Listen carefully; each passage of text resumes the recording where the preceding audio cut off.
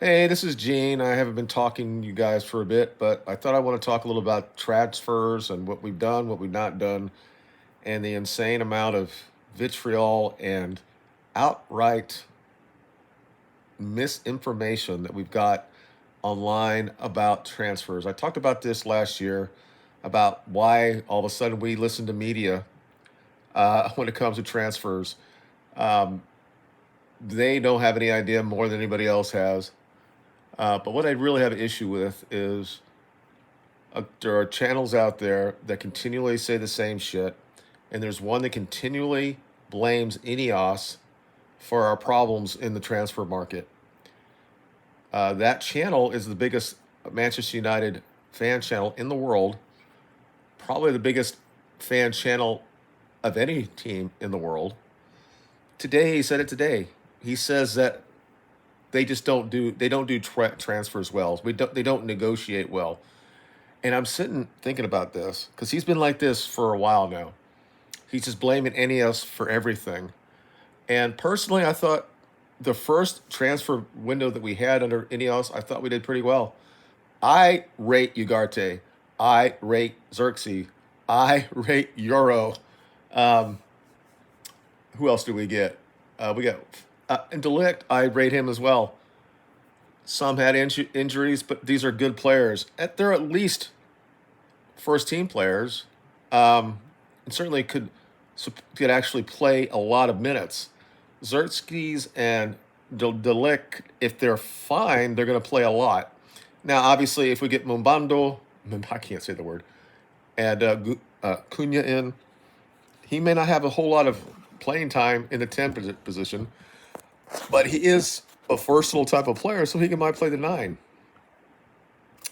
But I'm not really here to talk about that. I think that they did pretty well negotiating those fees, and we're changing how we do this now. This is the same fucking idiot that's saying that under the Glazers that we always pay too much. So now these guys come in and say we're not going to pay this much, and we're going to get the right players at the right price, and he's still complaining about it. And it's so clear to me what's going to happen, and I'm going to say it now.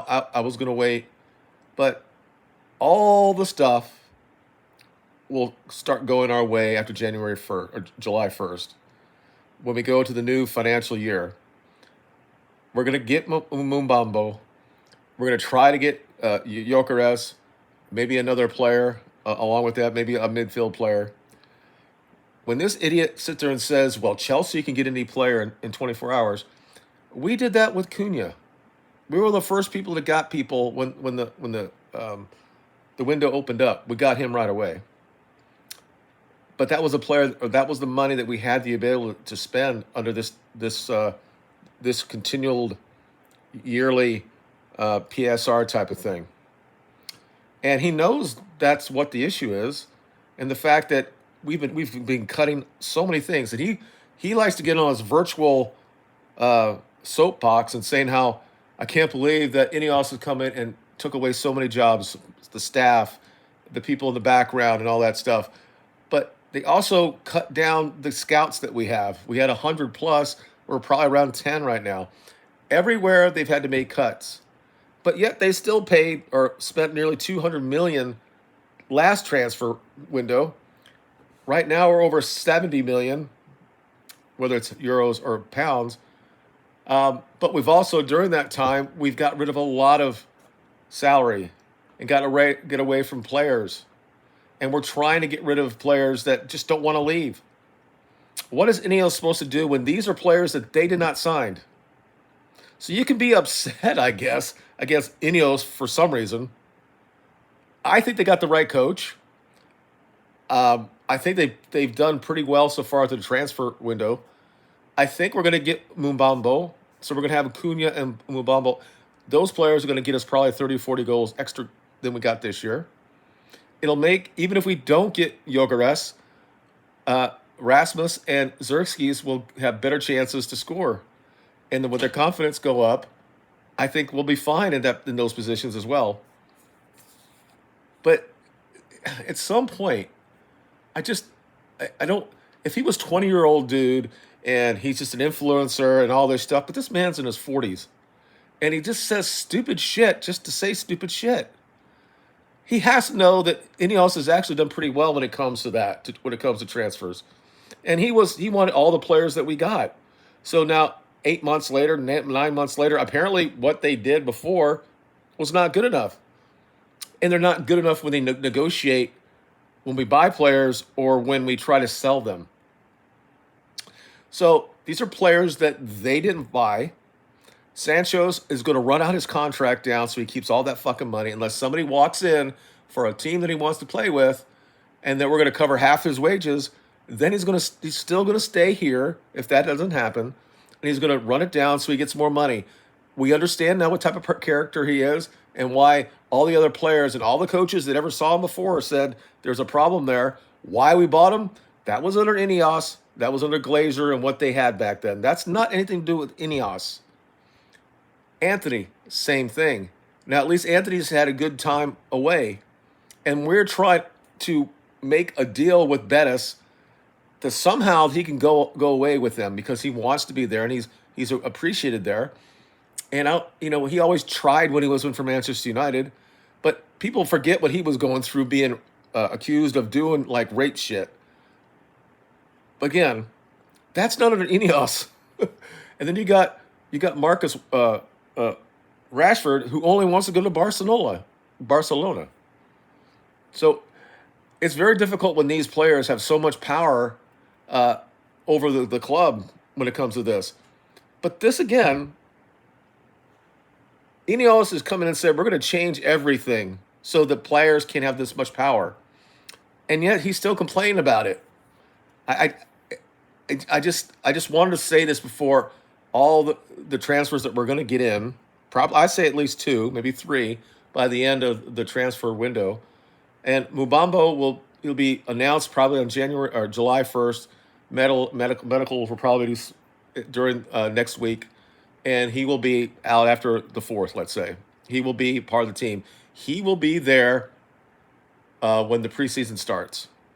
Now, with Gyökeres and some of the other players, it might be the long game because we don't have as much money as some other teams. Chelsea does. Even though they buy all these players, they also sell a lot of players, and they're in a good position. And another thing is, we wouldn't be in any type of way to buy any transfers at all if it wasn't for Ratcliffe using another $250 million of his own money to get us to where our PSR is where it could be, so we could actually go out and get players. And he is Ineos, and I don't see this guy saying, "I can't believe he gave up $250 million or pounds to make us solvent at least in the eyes of the Premiership when it comes to the PSR."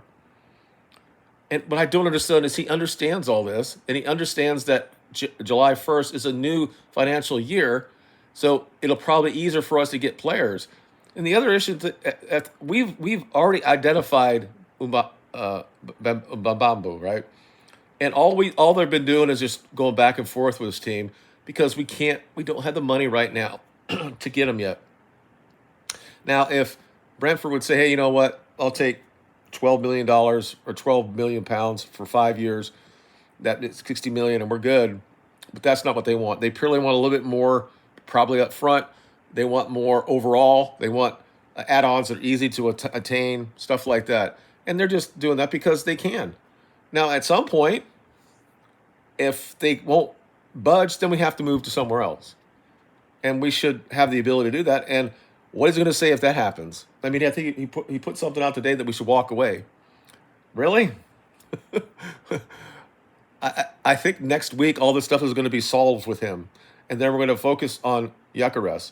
And until we get rid of Garnacho, Rashford, probably at least if we get Garnacho out the door and get 50 million for him, guess what that goes? That goes right to Gyökeres.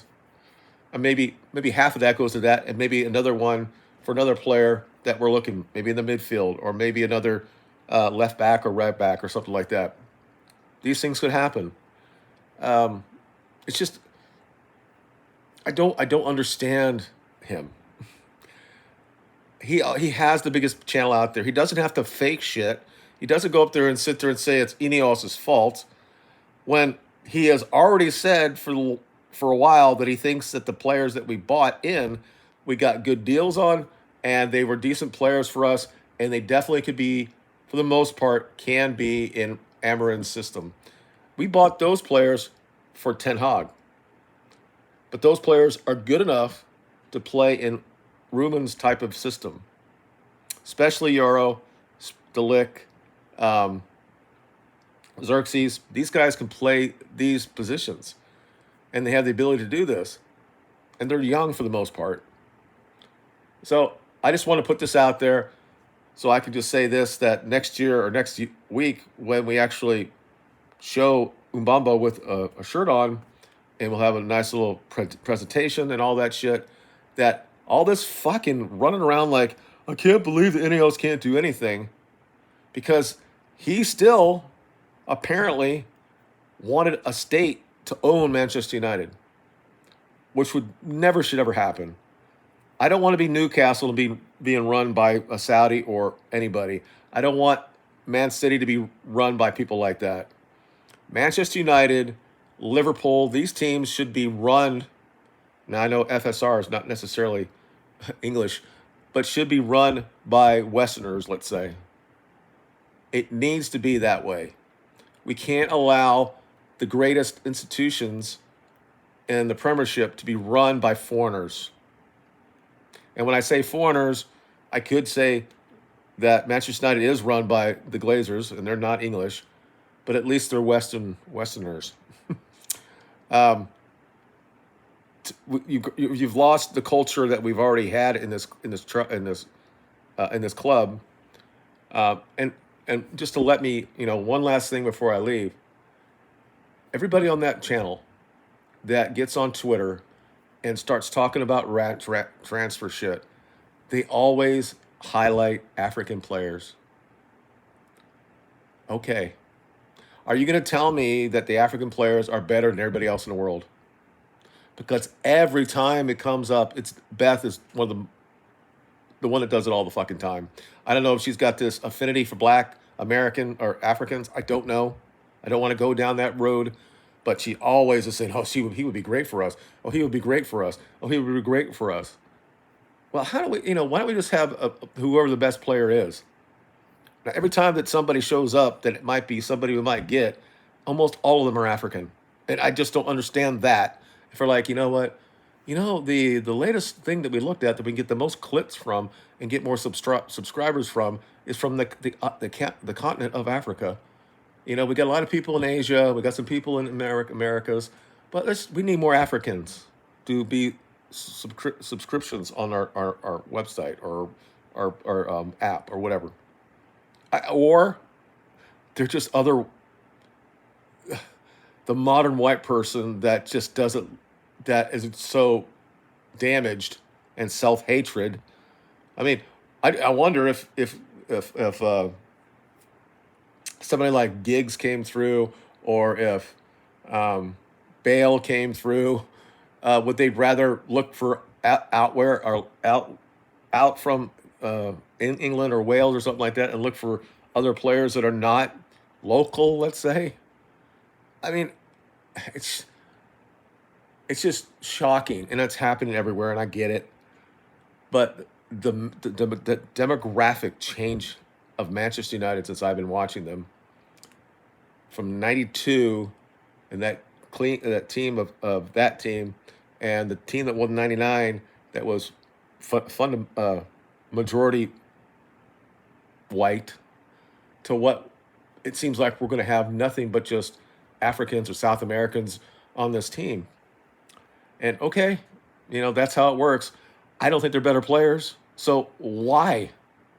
What is this fascination of players from Africa? Because they tick a box because when they're 8 or 9 years old, they're a little bit quicker than other cultures or races, and we're just like muddy ball. We have to use whatever the computer tells us based on that they have the right profile to play in the Premiership. Okay, if that's where we're going to be, and we're not good, realize that to play football, it's not always about the athletic part of it. Now, it's important in the Premiership. I get that, but was how athletic was Berbatov? He was sickly smooth, but how really athletic was he? I mean, you, I think we get tied down to these things instead of not understanding how playing football does actually have some sort of IQ to it. You had players that came up really early on, like Giggs and Rooney, that were very young and could play at the highest level. Rooney was just a force of nature, and whereas Giggs was just unbelievable and obviously athletic. Are we going to look at those type of players and say, no, we're not going to promote them because they're not as quick from 0 to 5 yards than somebody in? I don't want to go down that road, so I'm going to probably stop right here. I'm sure I'll probably get, if anybody actually watches this, they'll probably say that this is all racist. It's not. It's every sport in the West that we see this, and it's not like one race is better than any other race when it comes to sports. It's just not. And you're going to see this in the Olympics. I think you might see that they're going to, in the NBA here, they're going to play a team. You're talking about having a whole white team against this idea that black people, like Charlie Kirk, who's a political commentator here in the United States, was saying that black people are better at basketball. That's probably the most racist thing you could say. And there is no different cultural race that's better when it comes to playing football, soccer, or anything like that. It's just, it comes at how you're trained. If you want to actually play the position, you're not inherently better when it comes to that. You're just not. But anyway, I'm just going to stop right now. Let me know what you think, especially the first part of this video. I think that somebody needs to do something about him. Somebody's got a channel and really calls him out, because this idea that Ineos can't do the job correctly when he was behind all the guys we got in. We have probably a generational player that we bought last time, and the other players have done enough, I think, in my mind, and they definitely have they should get another opportunity the next season to see what happens from there. I think we can only go from where we are to where we can be, and you can only do so much when it comes to certain things and what the financials actually do. And I'm just very confident that we're going to get Mbambo in. Again, this is an African, but I don't care. Once he has the shirt on, I don't give a shit what color you are. All right, I just think that when it comes to actual recruiting, that they should probably look in England, Wales, Scotland, Ireland. I think that we should look there first before we go everywhere else around the world. Now, again, if somebody shows up that it's so much better and we have the opportunity to go get them, of course we go get them. And we've done that in our youth team. We have a lot of them as well. And they're coming up through the teams, and we're going to probably see them regardless. But again, there is no like hierarchy when it comes to playing football. There just isn't. People got to understand also that white people are only 7% of the entire world population. So I have to understand that as well. If all of Africa is playing football, there's a good possibility there's going to be a lot more African players in the biggest leagues in the world. So I'm just going to stop right there. Let me know down below what you think. And you guys have a good weekend. Or actually, it's Sunday. You guys have a good rest of your weekend. And we'll talk to you after we sign Mbambo, probably, Tuesday or Wednesday. I'll talk to you then. Bye.